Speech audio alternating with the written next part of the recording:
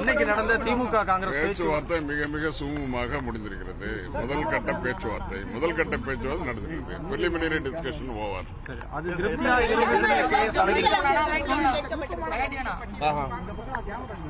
எல்லாத்தையும் மீடியால சொல்லிட்டு அப்புறம் எங்களுடைய என்ன டிஸ்கஷன் தேவையில்லையா?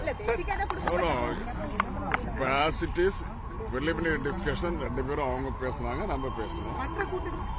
மற்ற கூட்டணிக்கு தேதி சொல்லுவோம். உங்களுக்கு தெரியாம நடக்காது சார். எத்தனை எண்ணிக்கை, அதாவது கடந்த முறை தன்னை எண்ணிக்கை வாயில அதுக்கு கொஞ்சம் குறைவாக, ஏன்னா கூட்டணி அதிகமா இருக்கு.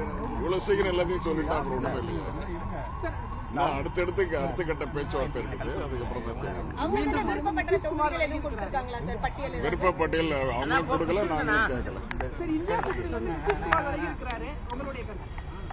நிதிஷ்குமார் அவர் ஆரம்பத்திலேருந்து அவர் இந்த பிரச்சனையிலே இருந்திருக்காரு. அவர் இதுல இருக்கிறதுக்கு இன்ட்ரெஸ்ட் இல்லையான்னு தெரியல. அவர் போயிட்டு இருக்காரு.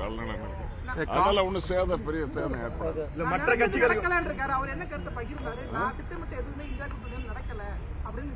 அவர் திட்டமிட்டது என்னக்கா? அவர் என்ன திட்டமிட்டாரு சொல்லுங்க பாக்கலாம். என்ன திட்டமிட்டாரு? அவர் என்ன திட்டமோ சொல்லலையே. அவரு தெரியுதா உங்களுக்கு? அவர் ஹிந்தியில தான் பேசணும்னு சொன்னாரு. அது ஒண்ணுதான் இருக்கு. ஹிந்தியில எல்லாரும் பேசணும் அப்படின்னு சொன்னாரு.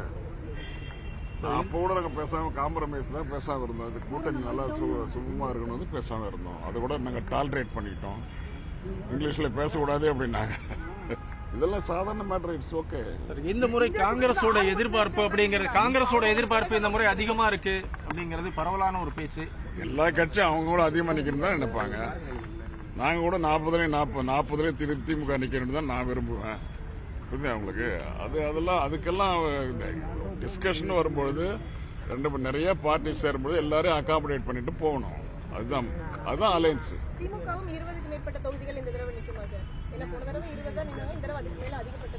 நிற்க வேண்டும் என்று நான் விரும்புகிறேன். அதே போல எல்லாரும் அந்த கட்சி தலைமை அதான் விரும்புவோம். அன்னைக்கு உங்களோட புக் ரிலீஸ்ல கூட திரு உதயநிதி கேட்டிருந்தாரு, இளைஞர்களுக்கு அதிக வாய்ப்பு கொடுங்க தலைவர்கிட்ட. நிச்சயமா இளைஞர்களுக்கு அவர் ஒன்றும் கேட்டது தப்பு இல்லையா? நிச்சயமா இளைஞர்களுக்கு அதிகமா வாய்ப்பு கொடுக்கணும்னு நானும் தலைவர்கிட்ட சொல்லுவேன். என்னைக்கு வேணாலும் வரலாம். எங்கள்கிட்ட இடம் கேட்காம யார் வேணாலும் வரலாம். இல்ல ஆசிரியஸ் எனக்கு ஒன்றும் தெரியல. நிதிஷ்குமார் பிரதமர் கனவோட இருந்ததாகவும் அந்த கூட்டணிக்கு அவர் தலைமை இருக்கிறது, அதனாலதான் அவர் வெளியே போயிருந்தா அதிருப்திங்கிற மாதிரி அவர் பிரதமர் ஆகலன்னு அவர் சொல்லவே இல்லையே. அவர் பிரதமர் ஆகணும், எல்லாரும் ஆதரிக்கணும் அவர் சொல்லவே இல்லை. காங்கிரஸ் அடுத்த கட்ட பேச்சுவார்த்தை பார்லிமெண்ட் 9 வரைக்கும் நடக்குது. 9க்கு பிறகு 10, 11, 12 இது மாதிரி அடுத்த வாரத்தில். அதுக்கு நெக்ஸ்ட் வீக்ல நடக்கும்.